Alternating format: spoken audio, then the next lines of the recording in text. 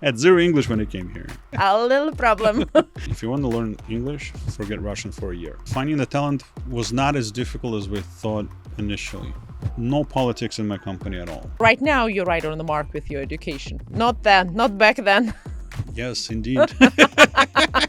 We can help you to build MVP in 90 days. Oh, wow. America isn't a dream, it's a decision. And not everyone is brave enough to make it.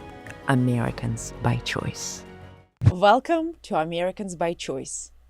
Today we are in a different studio. This is not our typical studio because we are in Silicon Valley. And you know, everybody talks about AI right now all over the world, and just from small business, every single person, people are going from whether AI is going to destroy us to AI is going to make us all wealthy, healthy, and just, live forever. Today I'm here and I'm interviewing founder and CEO of AI native technology company here in Silicon Valley, Igor. But he's very special guest to me because I know him for many, many years. That would be over 20... Almost 30 years, because we went to high school together in Saint Petersburg, Russia. Well, first of all, thank you for having me. Jaxel is a AI native product development company. When we opened the company 6 years ago, we were just a software development company. We work with the Fortune 500 companies such as like Nike, Disney, some e-commerce, well-known e-commerce in the market, from mid-sized companies to startups, and we're helping them. Do you think is it still possible to build a serious company in Silicon Valley? And before doing that, if you think it's still possible, what do you think before chasing investors, before hiring people, what do you think a person should do? Every founder or every entrepreneur has the idea, and they think the idea is the greatest. This new era of AI, what AI gives to the founders right now and the new people who are entering the business is ability to actually test your idea. The main point is right now you can do it from initial idea to MVP to see if people are going to like it, if they're going to bite for it, probably within 60-90 days. From idea to actually test it. Before you have, it was about be 12 months. You work with startups, right? And you help them to do what exactly? Because I think we just launched, we call it Idea Lens. Millions of people that have ideas. They don't know where to start. They need to validate their idea. We were able to build a platform where you answer 10 questions, and it gives you, and another point is what I want to highlight, and I always, I was the same way. I want to know brutal honesty.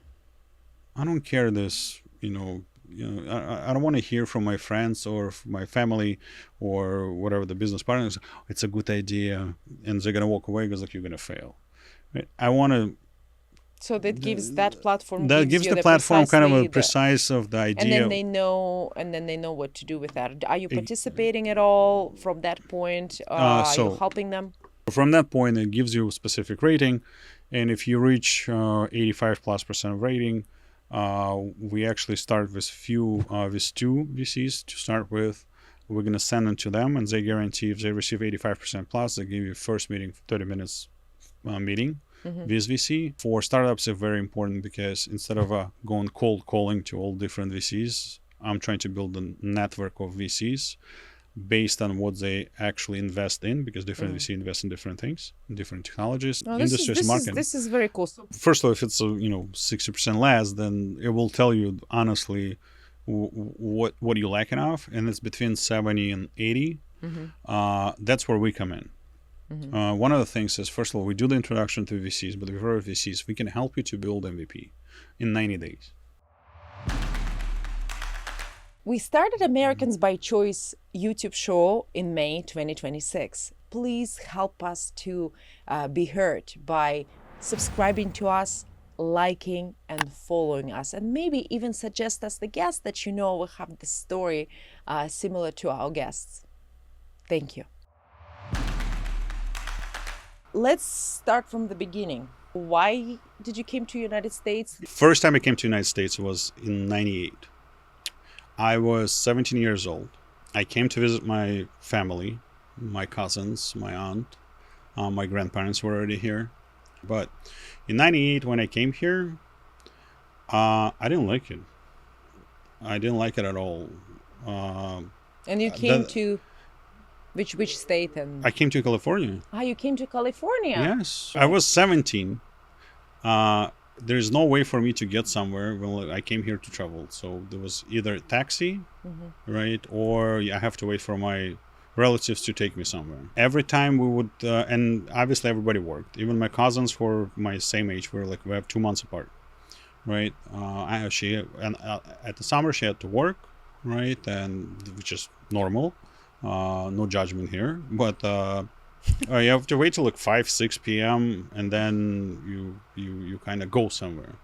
And then the places we would always go to, it would be Denny's, the restaurant where all the kids hang out, or to the park.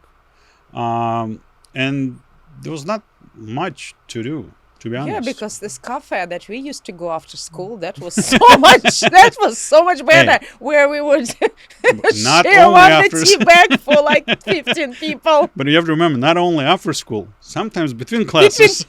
Yeah.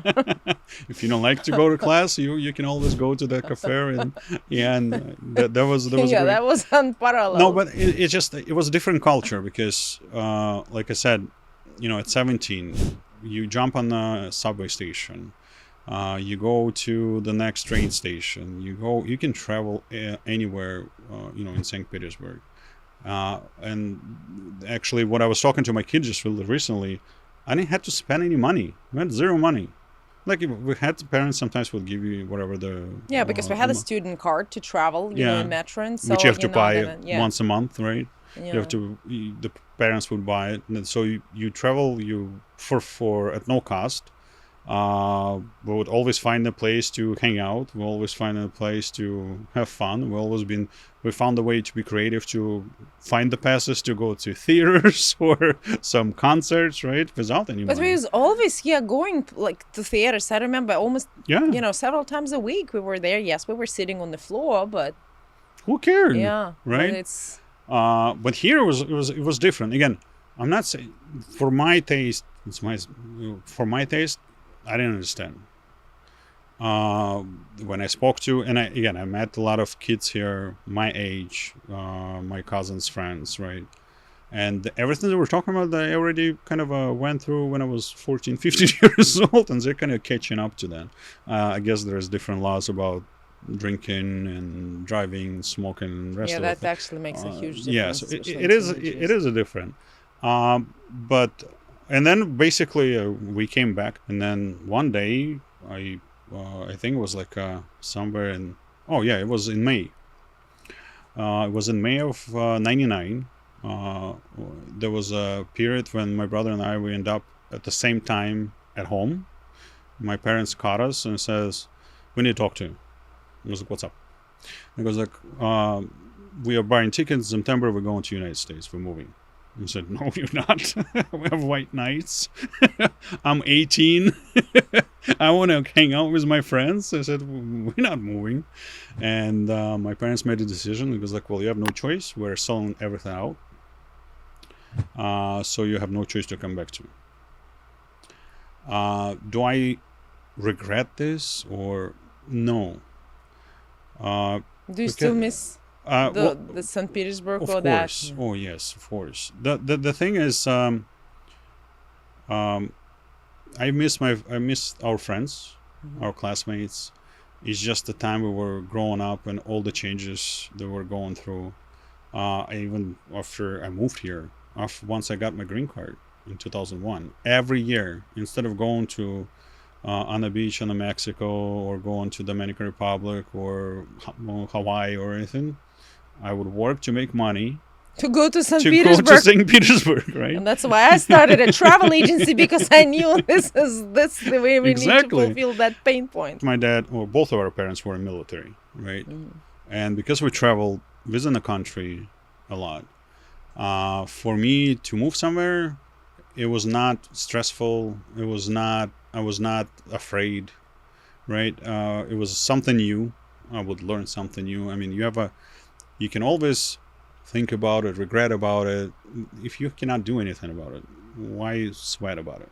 So, yeah, and then in 99, September 11 of 1999, we arrived at Detroit, Michigan. How old were you when you arrived to... I came, well, in May 31st I would turn 18, and September we were here.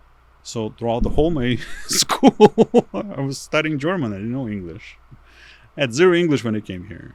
Oh. But I was fortunate enough to meet people along my life that actually helped me throughout my life.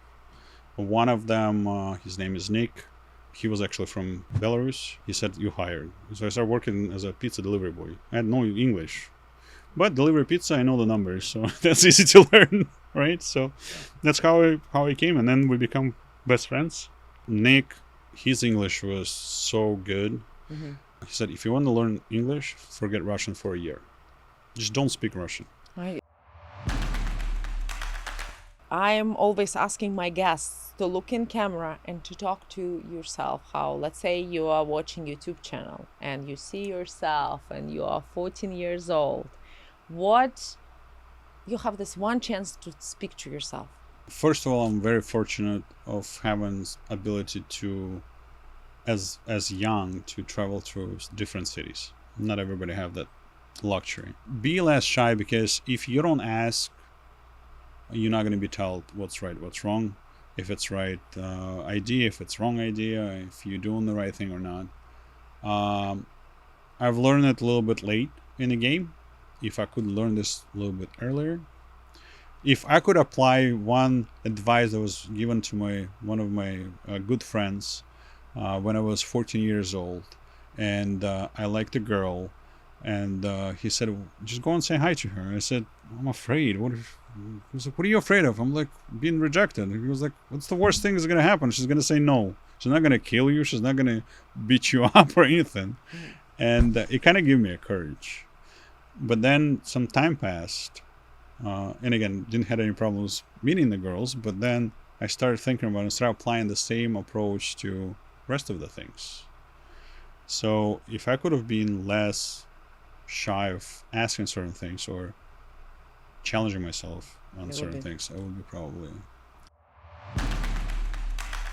Now you are in Silicon Valley and you are CEO and the founder of, AI company. But before that, your entrepreneurial desires were even long before that, right? You had a car business. I just see some opportunities and I take them. In 2007, I need a car.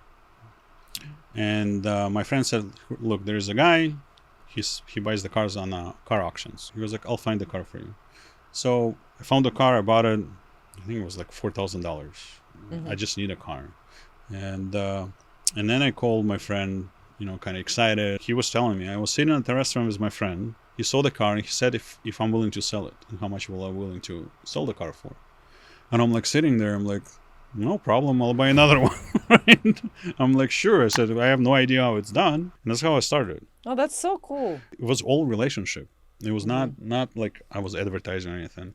Unfortunately, it was done in 2009 because of some law changes in taxation and imports, exports, actually going to Russia. And then my brother was already in California at that time. He was like, what are you doing there in Michigan? Let's try. Come over here. Let's try.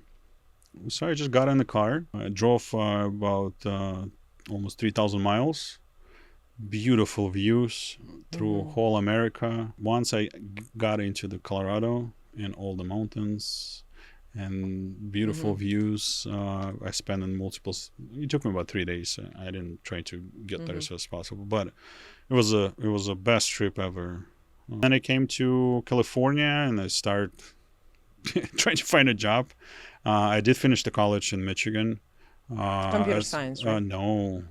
Business administration, international business. So right now you're right on the mark with your education. Not back then.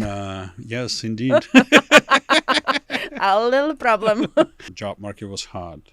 We just came Were you out trying of to find a position in IT, That- or that's you the- really wanted no, to build something I of didn't your own? know. That's the thing. I was kind of in the limbo. What I did is I kind of structure myself on a small goals to achieve. First instinct, let's find a job, get my own place, then we'll figure out next steps. So what do I know how to do? I know how to sell cars. Mm-hmm. I got a job at the dealership. I sold the car to one of the guys. He was from Israel, but I believe he was Jewish from Yemen. We're kind of doing the test drive, and he said, "What are you doing here?" Like out of nowhere. He was like, "What are you doing selling cars? Come work for me." Really? Wow. And I said, "Well, that's interesting. Can I get your business card or information? I think you can be a great help to me." So I came to him, visit him. Where did he work? He was DTS, Diabetes Technology Society. So they were basically event coordinator, event management. Do it without even thinking about it. But even throughout all this, like working at a dealership, I found some great connection, great friends. Mm-hmm. I'm still grateful to all the people I met. So at that point, I was trying to figure out what's next. My brother again showed up. Mm-hmm. Not like he was disappearing, but it was like, hey, there's a Portnoy Computer School. How about you go and there's first 3 courses are free, like first 3 classes, introductory. Finish it, see if you like it. And I'm like, Portnoy Computer School, what is it? I go online and try to find out what is it. Okay, it's a quality assurance company. And then something clicked in my mind. Okay. But did you thought that you would like it because it's a completely different I big thought it- field, like computers, or actually doing what, like you've been talking to people and you are such a people's person, and then it's a completely different, like I feel like mindset. I thought it differently. Mm-hmm. I didn't think about it if I like a computer. My thought process was very simple. I need to get to IT business in order to utilize my Okay. knowledge, education. I had a goal, higher management, because I kind of had a business, right? And all of a sudden, because of somebody else's decision, my business went underground. So that gave you a self-esteem, right? So indeed. that you was like, okay, now I can do it, and if that wouldn't be how I can. But I was like, let me work for somebody. But before I need to get there, how do I get this? And then like, when I get to that school, I've met a lot of friends who are still friends with. It actually gave me a door opening into the IT world. I got my first internship. I grew up from just regular engineer all the way to the account executive 6 years ago. I kind of started thinking of, okay, what's next? I realized that I'm going to be basically retiring there. And then there was one opportunity came to me to start a company. And I actually went to my brother, and I have a very good friend of mine who lives overseas.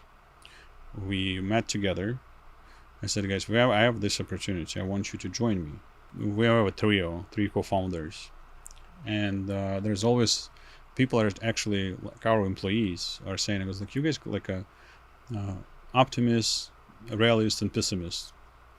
You are? Apparently I'm an optimist. I'm trying to drive it and I'm trying to force it. It says, okay, yes, I understand this. How do we turn this pessimistic item into opportunity? Can we do it?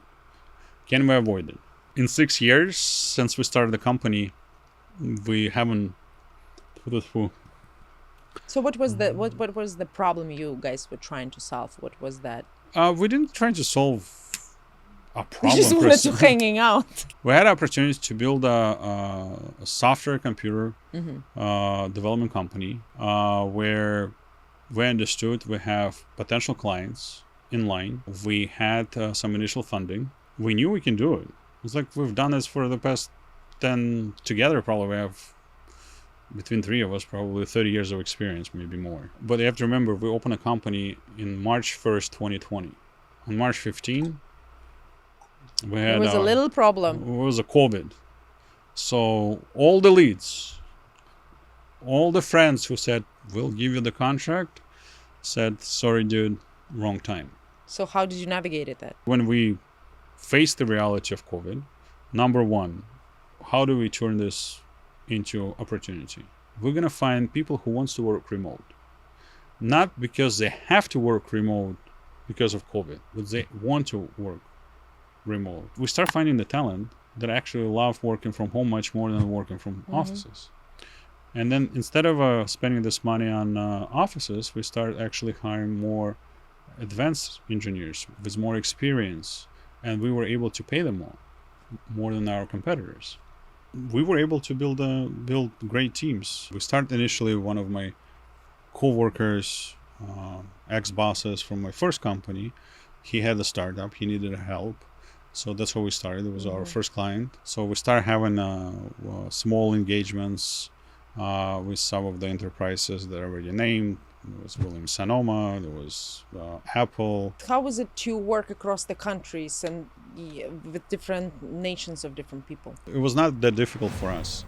The beauty of it is because you have a multinational company with people of different backgrounds, different experiences, different cultures. Majority of people that currently working for me are still from post-Soviet countries. They still have similar education like us. Still different culture from perspective of mentality on how they approach the ideas, how they approach the solution, how to build. Finding the talent was not as difficult as we thought initially. Because we had lawyers prepared, because we were planning expanding very quickly in our first couple of years. Looking back, and what do you think, what biggest mistake you guys made that you think that you shouldn't have done that? Experience, learning experience. And I can't say it's a mistake. Initially, we started hiring the people, and the first initial team, it's always the team is the hardest to say goodbye to. Meaning recognizing where you actually, the person, not because his personality is wrong, it's just technically or the skills wise, they're no longer a match or fit. Had the same situation. If you realize this right away, or trying to put your emotion aside, because you're doing a disadvantage to that person as well. Because as long as you're going to push them to do something they don't like it, or they don't want to do it, or they're always arguing, or is not good at it, it's just going to be less and less advantage for him. And obviously it's going to hurt your business as well. So that was one of the things we had to make the adjustments and understand that we are running the business, not the charity. I actually had the same issue. I was so connected to people that I initially hired. I love all my people. Yeah. And then it has to go business first, and that's good for everybody, for the people and for the business, and that's best for the people, for sure. We were always upfront.